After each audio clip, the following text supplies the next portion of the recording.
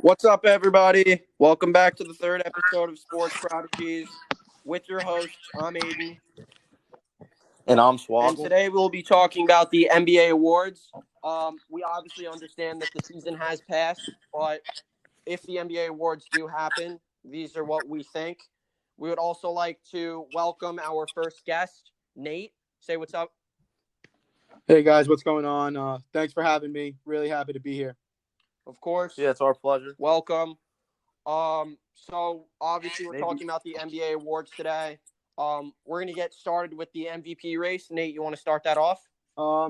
Yeah, I mean, to me, it's a clear-cut decision. It's Giannis Antetokounmpo out of Milwaukee. The way that he's led that team, not only on the offensive end of the floor, but on the defensive end of the floor, he has just been the most overpowering player in the league and just very unstoppable, and it's just a no-brainer in my opinion. Okay. I understand where you're coming from. Giannis definitely had a very good season, but I would give it to LeBron James. LeBron has been. I understand that Anthony Davis is on his team, but I feel like he's definitely been leading the Lakers. He's been averaging 26 points per game. He's leading the league in assists with 11 assists per game, and he's also averaging 8 rebounds per game.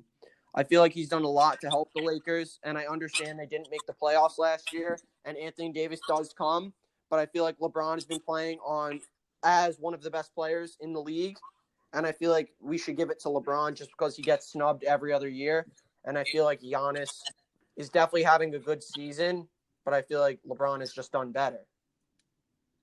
All right, well, you're wrong. Okay, why? Let's hear it. You can't you don't give LeBron James the MVP when you have another superstar on the team who's averaging 25 to 30 points a game in Anthony Davis. And then you have Giannis in Milwaukee, who has led his team in the East to a 1 seed and has no other superstar. I understand I'm a big fan of Chris Middleton, but he's not a superstar. He's an all-star. Anthony Davis is a superstar. I have a question for you, Giannis is Swoggle. averaging- Swoggle, I got a Giannis is question for you. averaging- Would you here. say the West is better than the East?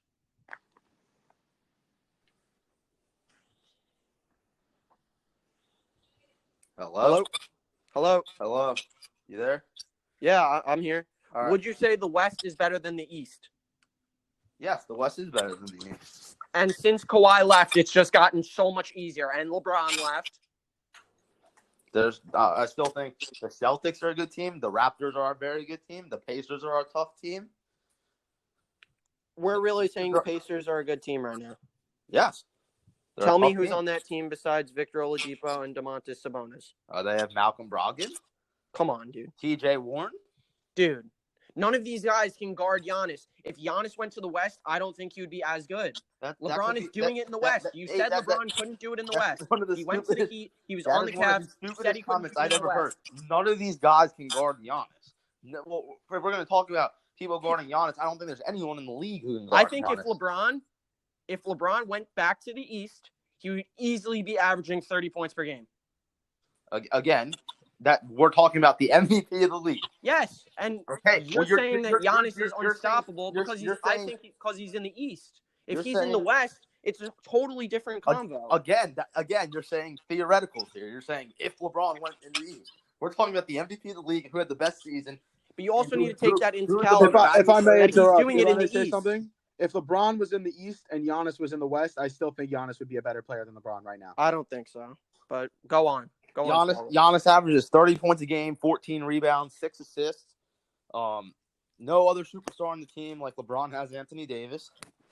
He has Chris Middleton, obviously not a superstar, but still very good. But once you compare Chris Middleton and Anthony Davis, it's incomparable. Anthony Davis is also always injured. Anthony Davis is one He's of the not best played players every game this season. Anthony Davis is one of the best players in the league, my God. When he's playing. Yes. Okay, but he doesn't play every game. Okay. He's out for a stretch. But there's just when you have a guy averaging that many points, he's not going to win MVP alone. Okay. I have to agree that obviously Giannis is doing it by himself, but my argument is that he is doing it in the East, and obviously I can't guard that he's in the East because that's the team that he's on. But And you're acting like Anthony Davis has missed a ton of games. He's played how many games 55 has he missed this 55 season? games. He's played 55 this season. He's played 55 games this season. Okay, and how many games were played? What's their They're record? 49-14, so that'd be 63. So he's missed 8 games. Okay. I didn't do this research, but I want to know if somebody could tell me in the comments what LeBron has done in those 13 games, right? 8. 8? Oh, he only missed 8. Yeah, 8. In Yeah, those 55 8 to games that 63. Anthony Davis missed and what their record was. But to move on, let's go to the Rookie of the Year debate. Swoggle, you want to start off with that? Yeah, so to me, Ja Morant is the definite Rookie of the Year. I understand Zion put up very good numbers in his limited times, but it was just too limited in my opinion. And Ja has his team in the playoffs right now, averaging 18 points a game on 49% shooting, 36 from 3, 7 assists, and 3.5 rebounds. He's, to me, there's other than Zion, there's no other player, but since Zion didn't play enough games, Ja's the Rookie of the Year. Okay, what about you, Nate? To me, I just want to make something clear first. Zion Williamson is the best rookie out of this draft class, and he will be the best rookie when it is all said and done out of this draft class. But to me, you just have to give it to Ja Morant because Zion Williamson only played 19 games. Despite what he did, Ja Morant was just consistent all year, and he's, as Swoggle said, he's got his team in the playoffs as of now with nobody really around him to help. And, yeah, you got to Okay. give it to Ja. So here's what I think. I definitely agree with both of you guys. I'm going to say that Ja will win Rookie of the Year. But my argument for Zion is that if the season continued and say Corona never happened, if the season continued on and they played all 82 games, I would have had Zion because I think Zion would have brought his team back into the playoff race. I think they would have been the 8 seed over Memphis. But this is all saying if and if. So I'm definitely going to give it to Ja if there is a NBA award ceremony because he did have the best rookie season. But it was just a little glimpse of what Zion can do in 20 games, averaging 24 points per game, 7 rebounds, 2 assists, and shooting 60%. Well, there was only 19 games left in the season, correct? I believe so. So to me, 38 games is not enough to win an award. It's, as good as he is, it's just if you're playing 38 games and somebody's playing the whole season, being Not enough. Okay. I understand that. I definitely wish I could have seen where Zion did finish out his rookie year, but it's all wishing, and it obviously didn't happen. So Let's move to the most improved player. So my most improved player is Brandon Ingram of the Pelicans. He's having a great season. He's averaging 24 points per game, 6 rebounds per game, 4 assists per game, and everything from last year. He's up 6 points per game from last year. He's up about a rebound from last year, and he's up about a 1.5 assists per game. So he's just improved his game to that next level. I think that he's really helped the Pelicans, and I think that I would give him my most improved. What do you think, Swoggle? Yeah, I agree with you actually here. I think Brandon Ingram is the most improved player here. I mean, he's averaged 24 points per game this season, opposed to 18 points last season. So that's a 6-point jump. He's improved his 3-point shooting. He was up to 38 this year from 33 last year. He's got his rebounds up. He's got his assists up. He's really got everything up from last year. And I just think he's done a very hell of a job with the Pelicans this year. So I think he's the most improved. Okay, Nate, what do you think? When thinking about this award, this is the one that to me was honestly one of the closest out of all the awards for this year. But I'm gonna have to go with Bam Adebayo. Not even looking for an argument, but he's gone up 8 points from 8 to 16. His rebounds have improved by 3. Because he's gotten his blocks up. He's become a better passer, better playmaker. And, he's got his team in the playoffs. They're not really a star-studded team. And, he's really just taken that leap into being, a first-time All-Star. And, yeah, I think it's Bam Adebayo. Okay. I'm not going to argue with you there because I definitely think Bam could win. I'm a big fan of his game. So I respect your Yeah, opinion. same here. The only thing I could say is that it's obvious that Jimmy Butler is leading that team, but I personally believe Brandon Ingram is leading his team, so that's why I would give it to Brandon Ingram. But Bam Adebayo definitely could win this award. The next topic that we'll be talking about is the Coach of the Year. So, Nate, what do you think about Coach of the Year? I think it's got to be Nick Nurse, and here's why. He lost his star player in Kawhi Leonard, and he still managed to keep his team relevant. I don't know exactly what their record is or what seed they're in, but I mean, for the way that they've been playing with the talent that they have, obviously Pascal. Oh, they're the 2 seed. Pascal Siakam has taken a huge leap, but obviously there's a huge hole in losing Kawhi Leonard. But to me, the way Nick Nurse has coached that team, it has to be Nick Nurse. But you could also make an argument for Billy Donovan in OKC because he lost his 2 best players in Russell Westbrook and Paul George, and I believe they're a 6 seed. Yeah, I think they're the 6th seed right now. They're the 5th seed ahead of the 5? Houston Rockets, and the way that they played, I personally went to the Knicks versus Thunder game, and the way that the Thunder looked in that game was just incredible. They're also versing the Knicks, but that's just a different topic. Yeah. Let's see, Swaggle. What do you think? So my Coach of the Year is the Memphis Grizzlies, Taylor Jenkins. So what I think in Coach of the Year is, did they exceed their expectations, and who exceeded their expectations the most? And coming into the season, the Grizzlies were supposed to be one of the worst teams in the NBA. Again, their roster is not very deep.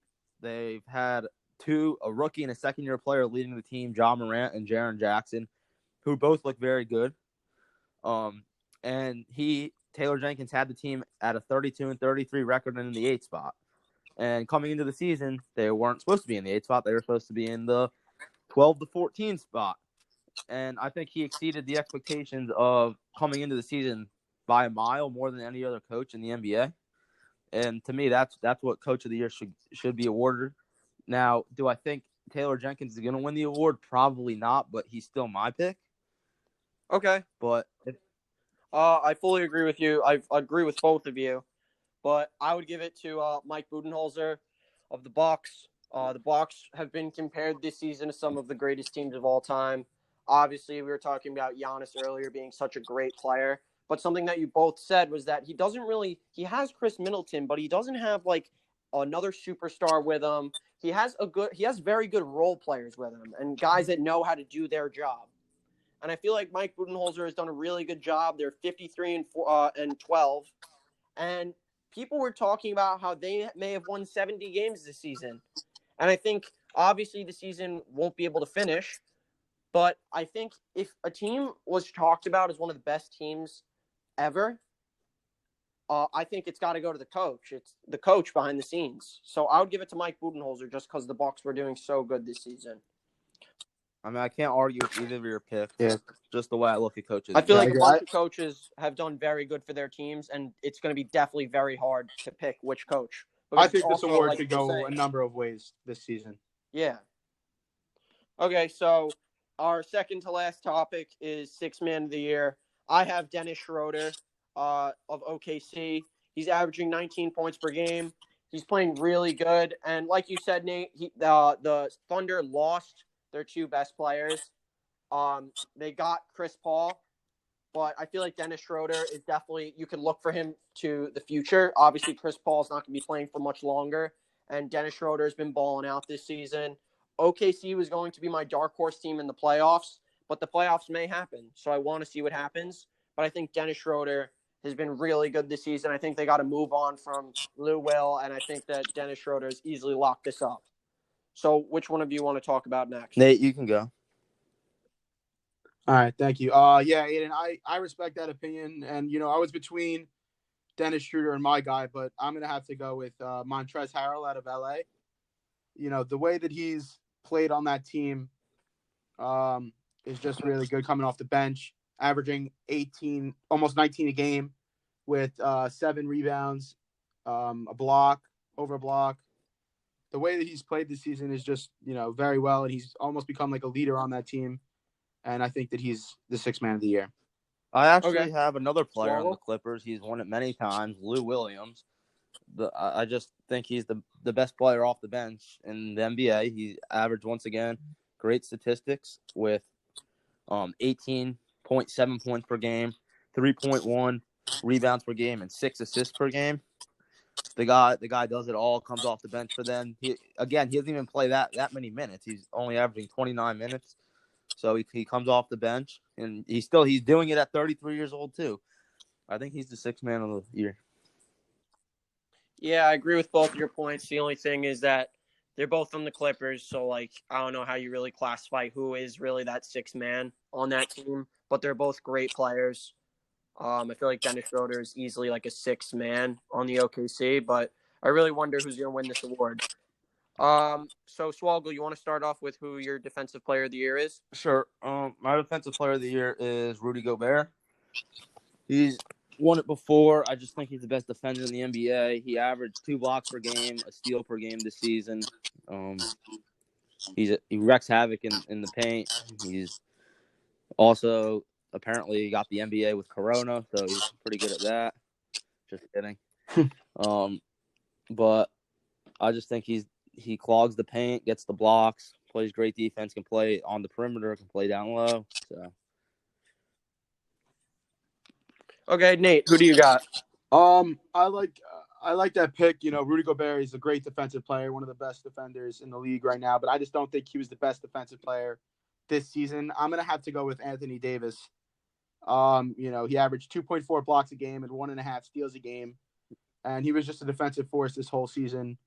And he's led that team on the defensive end of the floor. And I just have to go with Anthony Davis. Nate, I fully agree with you on that. Anthony Davis is my pick. I think he's got it locked up. Everything you said, I agree with. So I'm just going to go with you, Anthony Davis. yeah, can't disagree. Okay, so that wraps up our third podcast. We want to thank everybody. We want to thank you, Nate, for coming on. Yeah, thanks for having me. Whenever you want to get back on, you know who to call. Yeah, please. We'll do. Everybody, please like and subscribe. Drop a comment on what you guys think. And thank you guys for listening. Peace out, guys.